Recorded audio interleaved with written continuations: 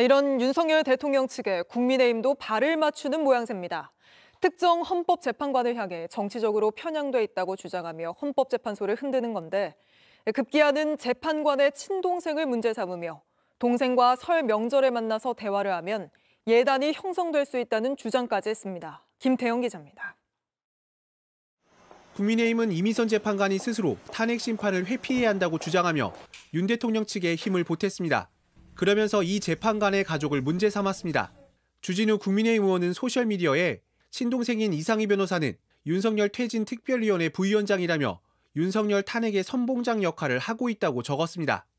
그러면서 명절에 만나거나 대화를 통해 예단이 형성될 수 있다고 주장했습니다. 문영배 헌재소장 권한대행이 15년 전에 쓴 페이스북 글도 도마에 올렸습니다. 굳이 분류하자면 우리법 연구회에서 제가 제일 왼쪽에 자리 잡고 있을 것이다. 그런데 친구들과 얘기해보면 내가 참 보수적이다라는 내용에 대해 스스로 편향성을 인정했다고 공격한 겁니다. 문영배 재판관이 스스로 올린 글입니다. 우리법 연구회 내부에서 제가 제일 왼쪽에 자리 잡고 있을 것입니다. 이런 것들은 굉장히 스스로의 편향성을 엄청나게 드러낸 글이죠.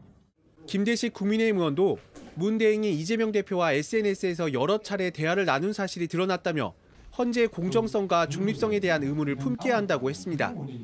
하지만 헌재는 이미 이에 대해 개인적인 사정은 심리에 결코 영향을 미칠 수 없다고 선을 그은 바 있습니다. 그러면서 지난 2022년 이재명 대표가 경기지사 재직 당시 경기도와 남양주의 권한쟁의 사건을 언급하며 당시 5대4로 의견이 팽팽히 갈리는 가운데 문 재판관이 남양주 측을 지지했다고 설명한 바 있습니다. JTBC 김태영입니다. 이렇게 윤석열 대통령과 국민의힘의 헌법재판소 흔들기는 갈수록 노골적입니다. 탄핵 심판을 취재하고 있는 조혜연 기자와 더 자세히 짚어보겠습니다. 자, 조 기자, 윤석열 대통령 측이 탄핵 심판과 관련해서도 법적으로 해볼 수 있는 건 다 해보는 모양새인데 이미선 재판관에 대한 기피 카드도 지금 만지작거리는 걸로 알려져 있잖아요. 어떻게 할 건지 윤석열 대통령 측에 직접 물어봤습니까? 네, 윤갑근 변호사에게 직접 연락해서 이 회피 의견서를 실제로 낼 것이냐고 물었는데 일단 이걸 부인하지는 않았습니다. 네. 윤갑근 변호사는 이 절차는 확정되기 전에 미리 고지할 수는 없다 이렇게 답변을 했는데요. 앞서 보신 대로 국민의힘이 강하게 주장하고 있어서 어떤 방식으로든 회피 절차를 밟을 가능성이 높습니다. 하지만 정식 기피 신청서를 준비하는 건지 혹은 재판관이 먼저 이 사건을 회피해야 한다 이런 의견서를 제출하는 정도로 가름하려는 것인지 여부는 아직 확인되진 않았습니다. 지금 윤석열 대통령 측뿐 아니라 국민의힘에서도 재판관 개개인에 대한 공세를 하고 있거든요. 그런데 이렇게 재판관들의 과거 행적을 공격하다가 이게 또 사실이 아닌 걸로 드러나는 경우도 있죠. 그렇습니다. 이 권성동 국민의힘 원내대표가 제기했던 의혹이 아주 대표적입니다. 직접 들어보시겠습니다. 이재명 대표와 절친입니다. 누구보다도 가깝습니다.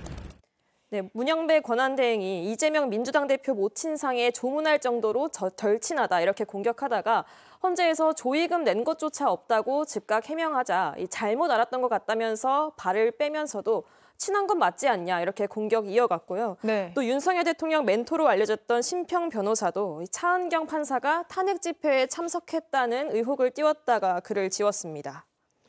이렇게 헌법재판소, 사법부에 대한 공격이 굉장히 거세지고 있는데 특별한 이유가 있겠죠? 네, 일단 연휴가 끝난 뒤 바로 다음 주부터 탄핵 심판이 빠르게 진행됩니다. 보시면 다음 달 3일이 되면 마은혁 후보자에 대한 불임명에 대한 헌법 소원 선고가 있고요. 네. 또 이 결정으로 구인 체제가 완성될 가능성도 있습니다. 네. 또 이 다음 날인 4일 열리는 탄핵 심판 5회 변론기일에는 이진우 전 수방사령관, 여인영 전 방첩사령관, 그리고 홍장원 전 국정원 1차장에 3명에 대한 증인신문도 예정돼 있습니다. 이들 모두 윤 대통령의 지시를 직접 받았다고 수사기관에서 진술한 핵심 증인들입니다. 네, 그러니까 결국에 이렇게 윤석열 대통령 측이 나오는 게 탄핵 심판 결과가 나오더라도 거기에 대해서 불복하기 위해서 포석을 마련하는 거 아니냐 이런 지금 우려가 법조계에서도 계속 나오고 있죠. 네, 윤 대통령 측은 지금까지 체포영장도 체포 적부심 결과도 또 구속영장과 기소 처분까지 모두 불복하고 인정하지 않고 있습니다. 이 때문에 탄핵 심판 결과에도 승복하지 않으려 하는 것이 아니냐 이런 지적이 나오는 건데요. 중요한 거는 헌법재판소는 결국 구인의 합의제 기구고 추천권도 그렇기 때문에 입법, 사법, 행정부에서 각각 나눠 갖고 있습니다. 그리고 여기에는 삼권 분립 그리고 헌법재판관 구성의 다양성이라는 원칙이 담겨 있습니다. 대통령의 탄핵이 인용되려면 이렇게 구성된 재판관들 중 절대 다수인 재판관 6명의 찬성이 있어야 됩니다. 이건 법이 정하고 있는 규칙이고요. 이 재판관 개개인을 공격한다고 해서 이런 규칙과 그 의미까지 흔들 수는 없는 겁니다. 네, 당연합니다. 조혜연 기자와는 여기까지 이야기 나눠보겠습니다.